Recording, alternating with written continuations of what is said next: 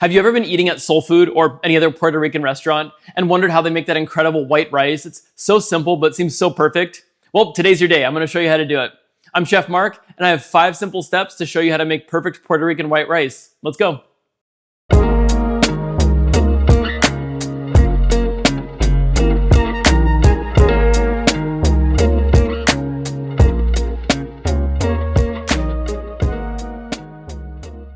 Okay, step 1 is to measure the rice. We're actually going to use a measuring cup here and have a known quantity of rice. So today I'm using 2 cups of rice. There is a method for measuring the water in your rice using your finger as a guide, but for today's rice, we want a specific texture. So we're going to use an exact amount of rice and an exact amount of water. I can discuss that other method in another video.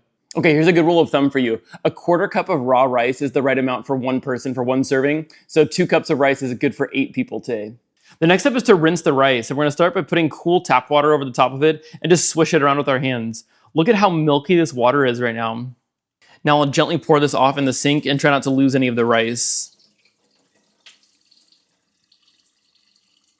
I'll cover it again with cool tap water and do it a second time. Okay, we'll start to swish it gently again, and let's look at how the water is changing. It's not quite as cloudy this time. I'll pour off that water again and cover it with cool tap water again. The reason we're doing this is to wash away that excess starch that's making the water look kind of milky right now. That would make our final rice really gluey and very unpleasant. We want distinct, nice grains of rice that we can chew on later. Getting rid of the water a third time here. Here's our 4th rinse, and we're getting clearer and clearer each time. And this could be sufficient, or you could do one more. Now I've just poured off as much water as possible. This does not need to be super duper dry. Now we're just going to transfer the rice to our cooking vessel. And to achieve that really pleasant final chewy texture, we are just doing a 1-to-1 ratio of rice to water. So 2 cups of rice and 2 cups of water. And a teaspoon of kosher salt, 1 little stir to incorporate the salt. Step 3 is timing the rice. We're going to turn this on high heat, and once it comes up to a boil, then we'll start our timer. Okay, I got lots of condensation coming down the sides here. It's going till let's start our timer for 18 minutes now. And I turned it down to medium-low here so that it stays going the whole time, which is really important. But of course, we don't want it to boil over. Okay, there's our timer. I'll see you back in 18 minutes. Okay, it's time. Okay, let's check it out. That looks pretty amazing. And step 4 is not hard, but it might take some patience. It is to wait. So let's put that lid back on. So we're just going to let it rest in there for about 5 minutes.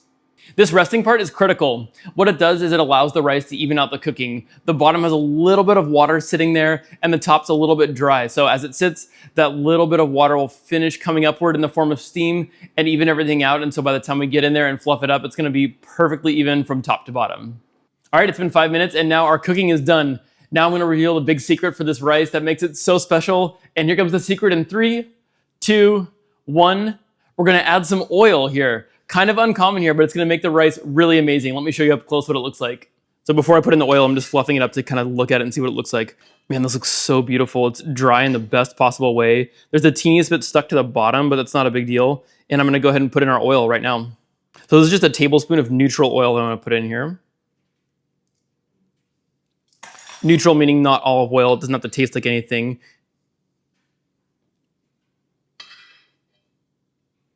So just this small amount of oil has made it shiny, and it's coating every single grain of rice so that it's going to be separate. And this will really help as we're serving it now and as we get into our reheating later if we have leftovers.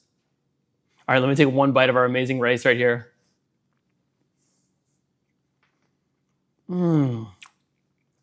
That's preposterously delicious. The way that the oil coats all the rice is just amazing. So that's it. It's super delicious, super simple. You saw the whole process here today. It's something you could do today in your home kitchen. If you have long grain white rice, if not, just go buy some, and you can do it right away. I've actually formatted this recipe and made it really simple to follow with a visual flowchart style recipe, and you can download that in the caption right here on my website. All right, that's it for now. Talk to you soon. Bye. One of my students had the awesome idea to take her printed recipe and clip it right to her bag of rice so that she never is without it. So just an idea for you too.